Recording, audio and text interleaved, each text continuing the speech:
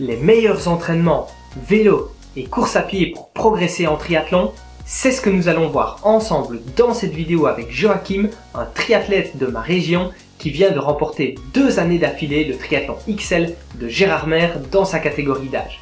Juste avant, je te souhaite la bienvenue dans cette nouvelle vidéo de blogletriathlon.com, le blog des triathlètes qui veulent débuter, progresser et performer en triathlon. Et si tu veux recevoir un plan d'entraînement gratuit, adapté à la distance du triathlon que tu prépares et personnalisé en fonction de ton propre emploi du temps, je te laisse cliquer sur le petit i juste ici ou sur le lien qui est dans la description. En tout cas, je te laisse découvrir maintenant les conseils que Joachim a à nous partager.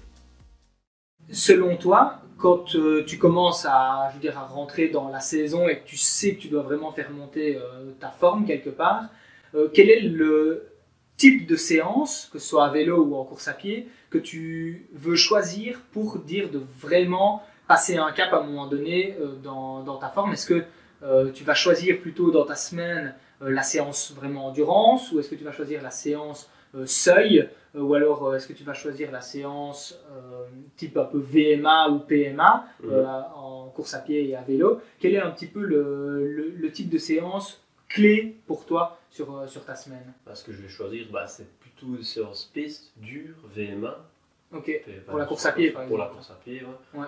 Avec des séances type genre 10 x 400 ou 10 x 300 ou 15 x 200, des choses comme ça. Ok, ouais. Là on se teste vraiment, il y a des temps à respecter. Voilà. Ouais.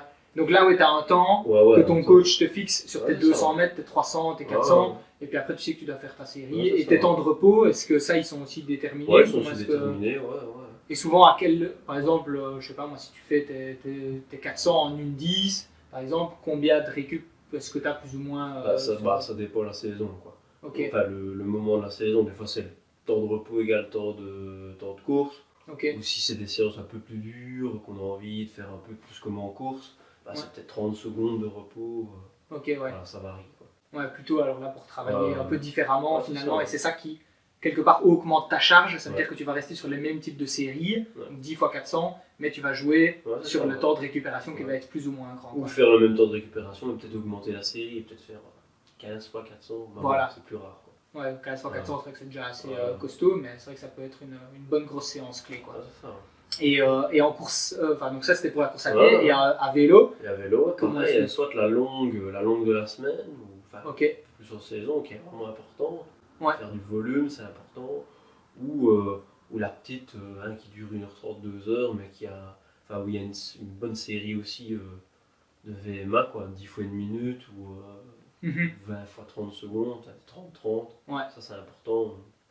Ça, il faut quand même la faire. Ouais, c'est vrai que c'est de nouveau un peu comme en course à pied. En course à pied, je pense que pour ceux qui courent, on est très habitué à avoir cette fameuse séance piste ou cette fameuse séance VMA. Et quelquefois, bizarrement, à vélo, on a tendance à pas la faire, alors qu'en fait, ça peut être une séance hyper productive et importante. C'est souvent celle que les gens vont manquer parce que c'est dur, quoi. Bah oui. Parce qu'ils sont fatigués, ils n'ont pas envie de se lancer. Donc, c'est vrai. Ils vont faire un footing et c'est pas bon.